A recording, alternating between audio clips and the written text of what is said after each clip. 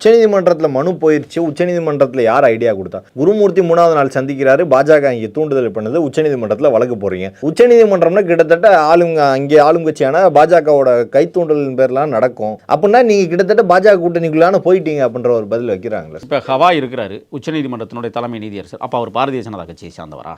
இது பதில் சொல்லுங்க நீங்க. இல்ல, தமிழக அரசு உயர்நீதி நான் என்ன கேட்குறேன்னா, நீங்க எல்லாத்தையும் அரசியலா நீங்க பாக்குறீங்களா? அப்ப ஹவாயும் பாரதிய ஜனதான்னு ஒத்துக்குங்க, நான் ஏத்துக்கிறேன். ஒரு சங்கி இப்போ செருப்பை விட்டு வீசினா அப்ப அது சரின்னு சொல்ல வரீங்க நீங்க, அப்படித்தானே? இது என்ன கோட்பாடுங்கிறேன். இல்லை, இதை வைக்கிறாங்க முன்னாடி வாதமா. அவங்களுக்கு தான் நான் வைக்கிறேன், இந்த வாதத்தை நான் வைக்கிறேன்.